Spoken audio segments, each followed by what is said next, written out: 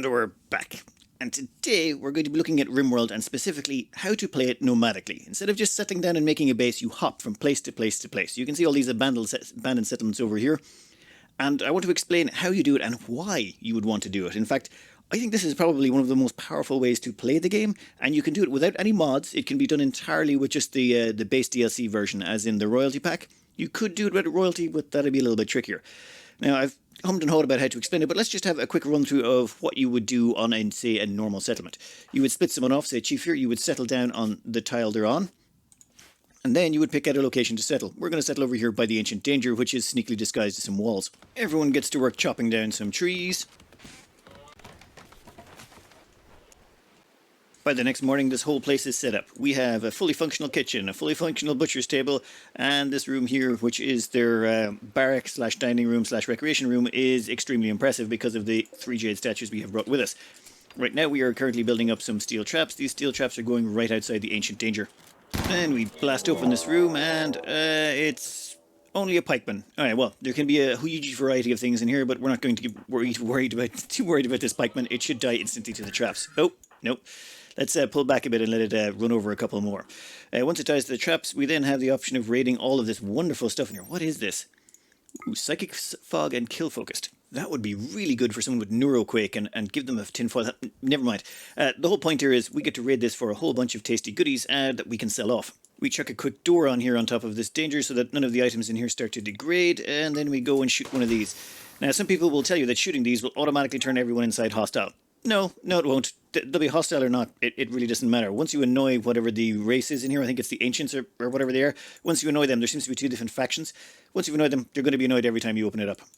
They will also have some good goodies on them. Let's have a look, see what we got. You know what?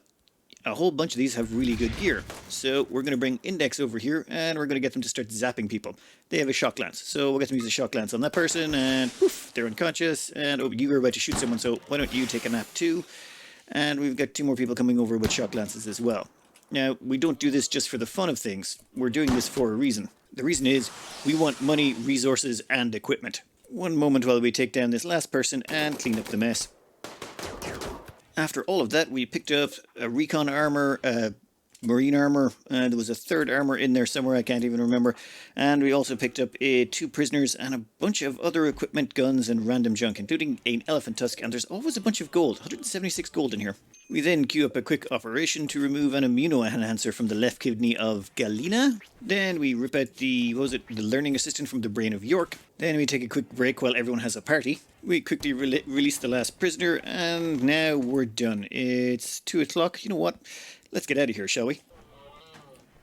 And we're gone. No more colony, all of that done, finished with. Now let's go do some trading. I am running the TraderHelper here so you can see all the different things we're doing just in one sale. We're selling 10 grand worth of stuff and we're buying about 8,000. This is the power of playing nomadically. The reason being, you can just sell those recon armors and those marine armors. They're worth an absolute fortune. So let's say, for example, let's take a Psychic Shock Lance. You can buy a Psychic Shock Lance for about 767. Well, depends on your social level, give or take a little bit. Selling a normal recon armor will net you 865. Selling a normal marine armor will net you 1100. And you get 2 charges out of each one of those shock lances. So if you shock someone who's wearing armor, or shock 2 people with that shock lance who are wearing armor, you can sell it and make a fortune. Or if they've got implants. For example, here's the learning assistant and the immuno enhancer we stripped out of those 2 prisoners earlier. Another common question is, will you not run out of tiles to raid? Will you not, because you can't resettle tiles you've already settled on. There's mods to get rid of that, but you don't need them. The reason being, say for example it took us 4 days. I think we stayed 4 days in that tile, give or take. So 1, 2, 3, 4. That's 4, 8, 12, 16, 20. Let's say that's 20 days worth of space it would take us to settle in all of those tiles. So it's 20 days, 40, 60, 80... 100, 120 days. Think about the amount of days it would take us to fill in just this tiny slice of land here if we did all of those tiles all the way along. And then let's zoom out a bit here. You will never ever run out of tiles. You will get your mouse will break, your keyboard will break before that happens. As well as that, you're not just bound to the temperate forest. We'll go through a little bit more on this later, but after a while, after you've leveled up enough, breaking into not the desert, the arid shrublands is perfectly viable, and the arid shrublands are enormous. And as well as that, they're also permanent summer, meaning you never have to worry about winter here. Alright, let's go through some of the advantages, disadvantages, and then I'll cover some tips that you can use to help you out. One of the most powerful aspects of this is how quickly you can scale up. Every time you raid a tomb, you have the potential to acquire marine armor. For example, let's just check out the gear that our people are wearing here. How often have you ever seen a team that's wearing hyperweave button-down shirts and hyperweave pants, all stolen from ancient tombs? Every time you raid a tomb, there's a chance that some of those people will have those clothes on, and you just kill them and take their stuff, or zap them and take their stuff. This entire group has no research. You'll notice the research tree is looking excitingly bare. Well, except for some of these. We got tech prints to knock those out. But as you can see, the only thing we have researched is electricity, and that's because we got one of those free techs, out of a tomb. So this team is absolutely equipped up to the gills with marine armor, hyperweaves, everything. There's a Persona monosword we found in a tomb, all this sort of stuff. Now, the only thing you can't find in the tomb is helmets. None of the ancients wears helmets, so you have to buy those. But we're rolling in money, so it's not really a big deal to go around and buy some. So the first advantage is you level up quickly in terms of weapons and armor. Unfortunately, your first tomb is going to be tough, but we'll cover that in a minute. Let's cover one of the downsides. One of the downsides is these rooms, or this setup, is really hard to get morale with. The reason being, you can't just give people nice bedrooms and they'll get a nice bonus from that. That's sort of impossible because you don't have time to be building everyone their own individual rooms. No, the best thing you can do is try and couple people off. This is excellent when you start getting your hands on psi powers, which we'll get into in a bit. You can use that to couple people up. So, for example, ring and pinky are together, index and nails are together, middle and thumb just had a recent divorce, don't ask. And that is the first and obvious way to get yourself some good morale. The second one is, the one you're going to dig into first is you're going to make one giant room. This is your barracks. And you'll notice it's extremely impressive despite being, very dirty and having a dirt floor. The reason for that, we just brute forced it with a bunch of jade sculptures. Jade sculptures are not that hard to get your hands on, though leveling someone up on it will be a bit tricky. However, it does help when you can get your hands on some skill trainers and jump people's artistic, medical and all that stuff way, way up. It's really helpful. Keep an eye out for every skill trainer you can find and buy them up. You will have the cash for them. This is not just their bedroom, however. It is also their recreation room. You'll see over here we have the wooden hoopstone ring, a telescope, another telescope, 2 games of ore. This is a tribal start, so we can't build chess tables, and we haven't actually managed to buy any just yet. Oh, always comes up. If you check on the zones over here, there's a remove roof tile thing that you can do, and you can remove a roof tile so you can place a telescope underneath it. Getting rid of the roof tile does not break the room bonus. You have to remove a certain percentage of roof tiles before it stops being a room and items degrade. Nothing in this room is going to degrade. It's only anything that would be under that particular tile or on that telescope tile. This means that all of our dupes, though, get massive bonuses for being in here. For example, +6 for an extremely impressive recreational room, +6 for an extremely impressive dining room. Also, they've got a spacious interior because this entire room is just one big room. And where was the other one? Yes, beautiful. Beautiful environment +10. Because there's a bunch of beautiful jade statues in here. Now, when it comes to these jade statues, a good thing to do is any inspirations you get, throw them into your jade statues first. Having one legendary or a couple of masterworks can really work wonders. I used to have another legendary or masterwork, but a centipede squished it. Yeah, it's annoying when they land on top of you. Keep an eye out for jade on every map you go onto. A good thing to do is install the Colorblind Minerals mod. This one changes the colors of all the minerals. After you've been through 10 or 15 maps and you're squinting trying to figure out, is that uranium, is that steel, is that silver, is whatever, like silver, steel and uranium all look the same. Instead you get the color-coded mod and you go orange. Okay, that is steel, that's compacted machinery because it's yellow, that's silver ore over there. You can also tell plasteel apart quite easily, and that purple is uranium. Color-coded mod if you're doing this. Much simpler. One other downside is you can't really make fine meals or expensive meals or anything like that. I was playing this up to a certain point without doing any research at all, so survival meals are packed way down here, so there was no chance of me getting them. However, if you want, you don't have to limit yourself on research, but for me, I have been surviving entirely off simple meals. And we don't farm any crops. We did some early on in the playthrough, but unfortunately, you don't actually need them, to be honest. All we do now is we just arrive on a tile, kill some animals, and turn them into simple meals, and that is it. When you're caravanning, my original goal was to try and get everyone nuclear stomachs, and then that would cut down on their food requirements and then survive entirely on foraging. There's a whole foraging skill. I don't want to go into too much detail in it. A brief overview of the forage system is we've got these 3 colonists here. Now, you'll have a look down there. It tells you how much foraging Chief can do in a day, and it's 0.27. As in, he forages enough food to actually feed about a quarter of a pawn a day. However, he gets a 170% bonus because our faction type is tribal. If you're tribal, you get a 170% bonus. Also, they're not moving, so that's an extra 200% bonus, meaning they can almost generate enough food to keep themselves. If they stayed there forever, they'd eventually starve to death. They're only producing 0.92 food per day. However, let's take a look at Thumb's caravan over here.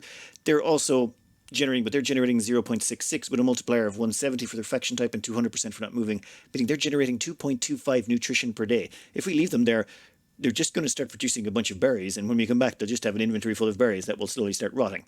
However, they're stationary. If you're moving, you don't get nearly as much. For example, this one here is Pinky. They have a much higher plant skill. Plant skill is what this is all based on, and I believe manipulation comes into it as well. Luciferium definitely helps. 0.84 nutrition from Pinky here, 100 plus 170% for the faction type, meaning they get 1.42 nutrition per day, meaning they can literally run forever and never run out of food. They can just keep wandering through the wastelands. As well as that, they have a stomach on board that reprocesses their stomach, meaning they only need 0.75 nutrition per day, meaning they're actually generating an extra 0.7. They're generating a bunch of extra nutrition. This is all to do with caravanning. Now, my original idea was to get everyone up to the point of being really good at caravanning and really good at generating all that. The problem, though, is once you're out on the road, it's morale. Now, you can see everyone's mood here is great. That's just because they left, though. When they're out on the road, the only two types of recreation they can get is solitary and social. There's one exception. So solitary and social is all they can get. You can give them chess tables, you can give them hoopstone rings, poker tables, billiard tables, all sorts of things, televisions. It doesn't make a difference. When they're moving, the only types of recreation they can get, solitary, social, that's it. After a while, they're going to get bored of both of those. They're going to get recreationally unsatisfied, and then their mood is going to plummet. This means your best bet when you're playing nomadically is only travel for about 3 days. 3 days is about the most you want to do.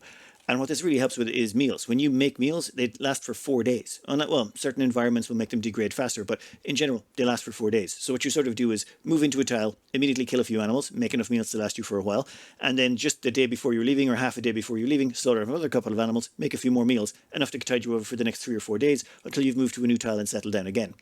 Makes it very easy to move around. It's a good idea to keep some emergency pemmican around, just in case anything goes badly wrong and you can't stop. My preferred choice, though, is insect jelly. Insect jelly and pemmican are pretty much identical, bar a few key differences. The main one that you're happy with is it does not go off. Insect jelly lasts forever. Exact same nutritional value, but it lasts forever. Unfortunately, it's much more expensive, which is going to really jack up your wealth and make you the target of much larger raids. Well, depending on how much you keep. But it also has one other really big bonus, which let's actually cover that now. After running the caravan around for a few days, you'll notice that their recreation is, well, their solitary recreation is 46% maxed out and their social interaction is 47%.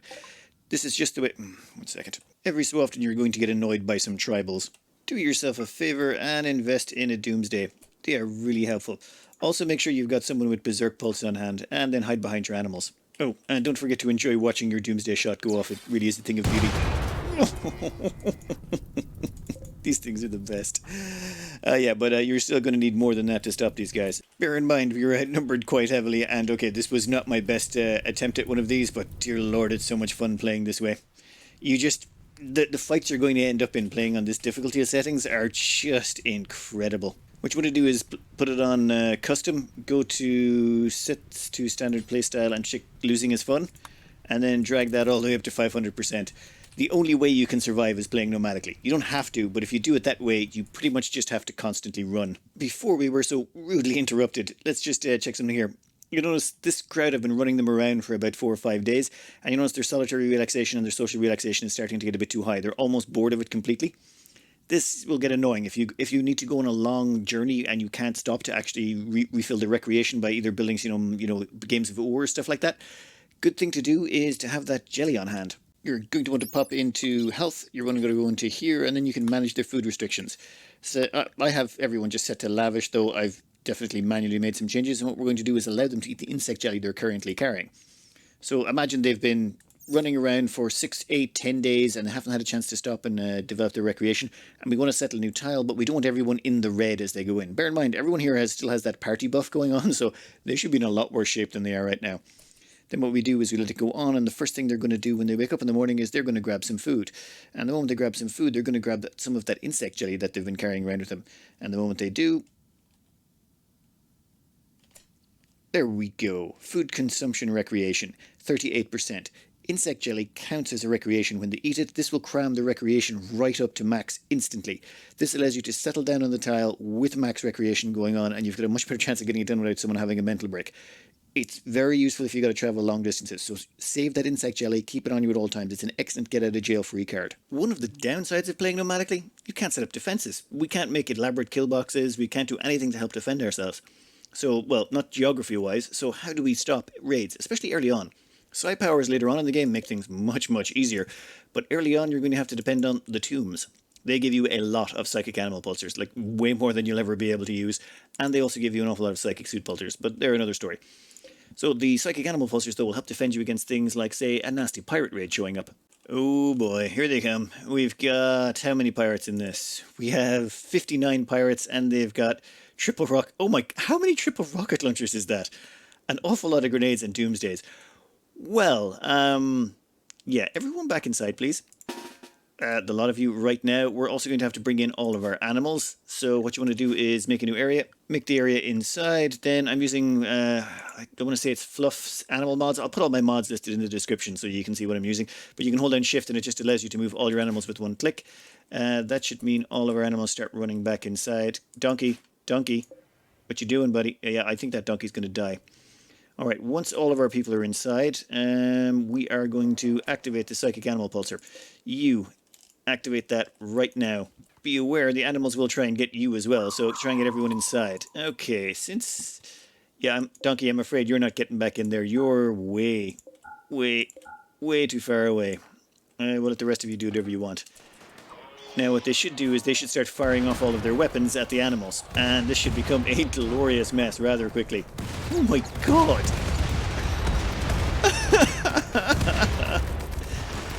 So do yourself a favour. Settle down in a territory that has lots of animals. Any kind of tropical forest... No, tropical forests are good, but they've got some nasty side effects as well. Temperate forest is where I usually go for.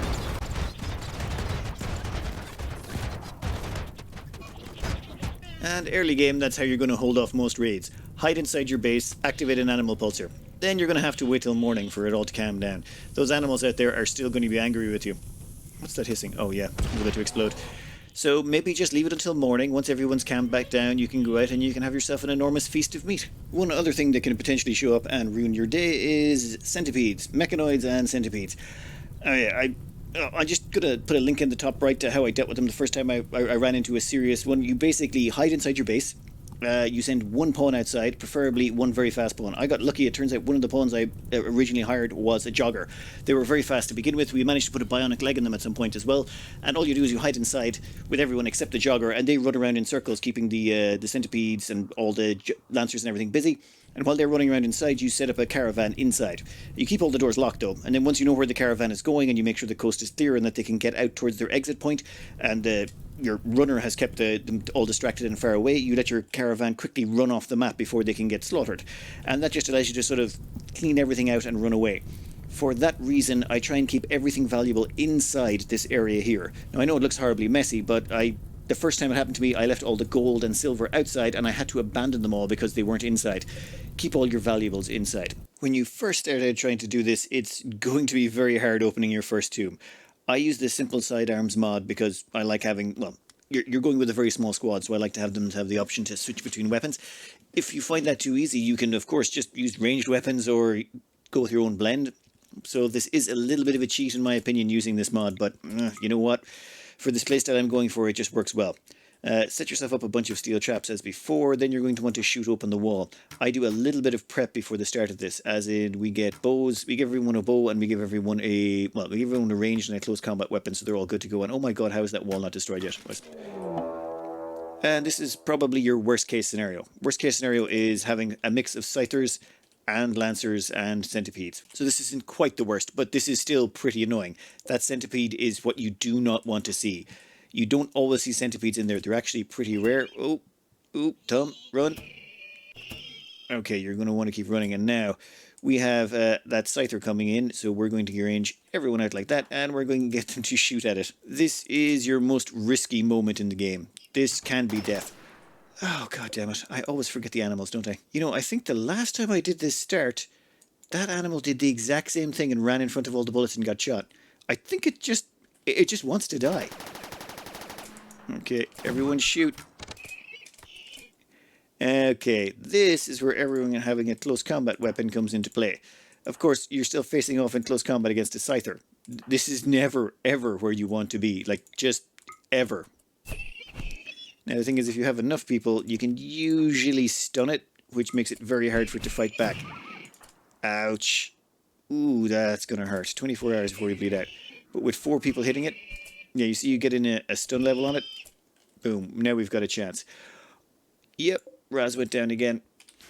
Now we want to try and draw the centipede over those traps as much as possible. So we are going to pull back.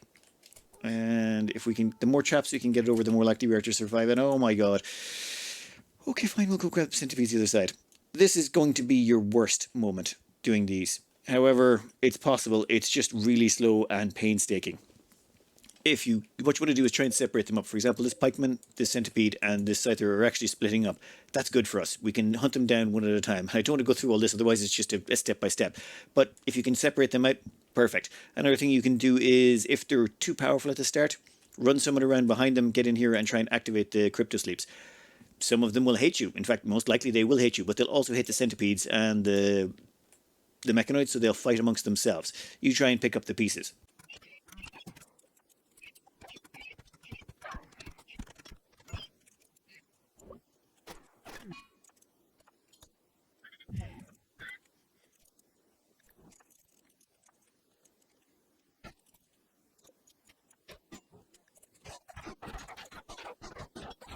Next up, you're going to want to open the crypto sleep caskets. If you're smart, maybe, don't do what I do and put in some traps first before you do it.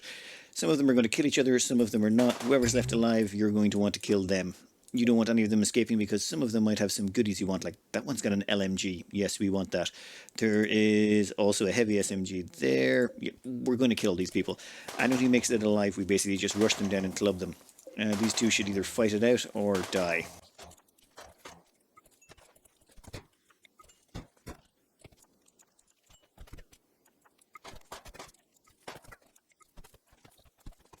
That was far too sloppy. Build traps. Learn from my mistakes. At the end of that, though, you end up with a machine pistol. That's a bio-coded revolver. We can't use that. LMG, heavy machine gun. Oh, we can strip them. They've got flak jacket, and this one's got flak jacket, flak pants. And that's just the first tomb. Facing the second tomb, we're going to have a bunch of much better weapons to deal with them with. We've also picked up some of that. You know what? It's all good. That's just your first level. If you can clear your first tomb, then it's just you got to do the next and the next and the next, and every time you'll collect more and better equipment. It's just a really fun way to play. It's kind of like playing a leveling up game where you level up every time you go through the tombs. Now, one other thing I will mention is the side focus. Where is the tree? This here is the anima tree, and as a tribal, this is very, very, very important. The reason being, all your tribals will come with a natural focus to start. Natural focus allows them to worship the tree, and so long as they're worshipping the tree will start growing grass. See the anima grass down here? It's at 11, and you can see the progress growing up. Now, the more people worship at it, the worse it gets. As you can see, the progress multiplier here is at 25%. I think it's 100% for the first 12 hours, then for the next 24 hours it's 50%, and then it drops after that. It keeps going down and down. So people will say only do a small bit of worship at a time. However, you're on a clock here as a nomad. What I find is if you put about, say, 7 people on it worshipping pretty much full time, you can schedule them to meditate at the tree. And so long as you do that, you can gain about 5 anima grass a day. With 5 anima grass a day, you do that for 4 days and you'll have 20. 20 anima grass allows someone to merge or link with the tree, assuming they have the natural trait, and that will allow them to gain a Psi-link level. So for example, Ring here is already at level 4, and with another 40 anima grass that they consume, they will be up to level 6. This allows you to quickly level up. Now you'll notice that we've actually built our base around this tree. Do note, you do have to leave a space here or an unroofed area where the tree is going to be. Otherwise, well, they'll chop down the tree. You don't want them to do that. You will note the anima tree does not like things being built near it. However, that only affects its psi focus gain. So that's to do with the meditation psi focus bonus as to how quickly your pawns generate psi focus, as in this down here. It has no effect on the grass growing. We don't care about the meditation. They're going to be doing it all day. They'll eventually max out anyway, so that's not a big deal. It's just a case if we want to get the grass as quickly as possible, and keeping the tables and bedrooms nearby just means that they can do it as quickly and efficiently as possible. Otherwise, you have to stay so far away from it that your pawns will end up eating their meals away from a table, and then they get the 8 without table debuff, and we all know what happens then. So to sort of bring it round in a circle here, early on, you want to use animal pulsers and hiding inside your base to hold off attacks, and stay in temperate tiles so that there's lots of animals to help you out. If a toxic fog shows up, if a heat wave or a cold snap shows up, leave the tile. You don't have a choice. That'll strip, because all of those events will strip away your animal shield. Or if you get attacked and most of the animals die or go berserk, well, most of the animals will die in that case, leave the tile, because if a second attack comes in, you won't really have a second line of defense. You'll have to fight it off yourself, and that might be crippling.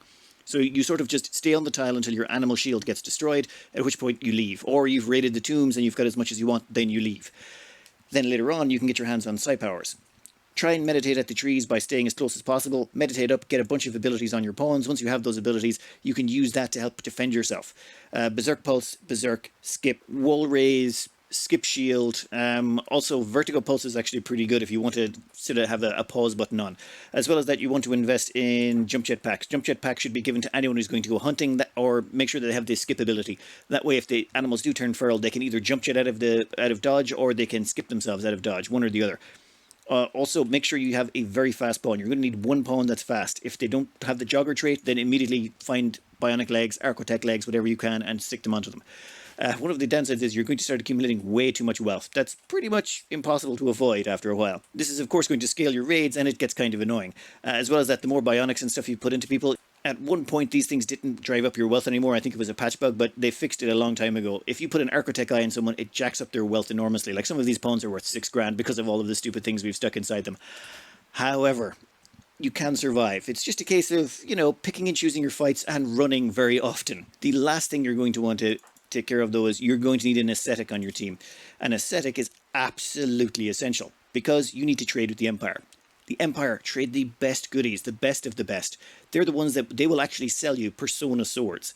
They're the only people that will do it, or any of the Persona weapons. Otherwise, you got to depend on finding them in tombs, and honestly, they're very, very rare. So you want to be able to trade with the Empire as quickly as possible. However, you can't provide this person a throne room. They're going to need to be at least a knight. For example, this one's a praetor, and normally praetors have a lot of requirements, like a throne room, bedroom, all this stuff, and you can't provide that because you're nomadic.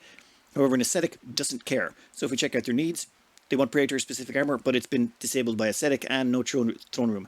There is no way to keep someone happy if they're not an ascetic and they've been leveled up with the Empire. I just did a little bit of modification there, and I've removed the ascetic trait from Chief. You will notice now that their needs have gone really bad. -8 for no throne room, -6 for no bedroom, and -4 for once Praetor-specific armor. That's a -18-point swing. That is impossible to support as a nomad, and I'm pretty sure they're going to get annoyed when they try and eat a meal and find out it's not a fancy fine one. However, if you can get your hands on an ascetic, they are amazingly good because you can then level them up the Empire and get access to permits. Some of these are so handy. For example, an aero drone strike is basically a doomsday. You can fire one off once every 40 days, and it's just a free reusable doomsday doomsday rocket that you can fire every so often. That's effectively what it is. There's also Aero Drone Salvo, which is a much larger one that I think it drops 5 to 6 sort of doomsdays in an area of effect. So, yep, great. And Transport Shuttle. All of these are wonderful. Janissary squads and things like that are not nearly as much use because, unfortunately, they're too small. Calling in, say, 5 or 6 troops to help you out is not going to really do you very good when you're getting attacked by 80 pirates. There is lots of other tips I should probably give you on how to set these up and how to load and unload your animals. Donkeys. Horses are technically the best for playing nomadically. The reason being they're the fastest of all the critters you can get, so they can help you move around quicker.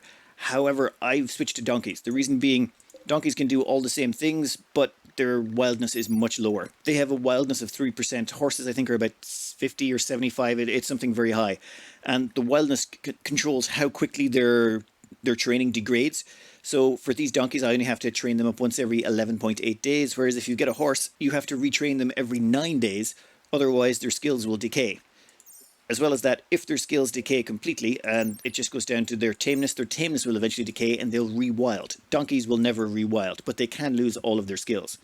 You're not going to have access to a lot of crops, unless you want to start staying and farming in places for a long time, which, yeah, the wrong thing shows up, you're going to be abandoning those crops really quickly. Normally what I do to train them up is, when I'm caravanning between places, you collect a bunch of strawberries or agave fruit or whatever your people forage, and then I use that forage to train up the animals, and we live off the meat that we find in the surrounding environment that we cook up for meals. It's just the way it works out, and it sort of naturally helps keep all your animals tamed. There's probably 100 other tips I should be giving you, but unfortunately this video's already gone on way too long.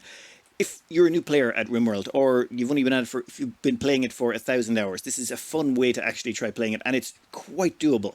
There is a little bit of micromanagement, and because the game's not really quite designed for it, for example, loading and unloading animals, or finding a doomsday rocket launcher among all your pack animals, it can be a bit annoying at times, but it's very fulfilling when you get things to work out. Anyway, I hope you give it a try, and good luck.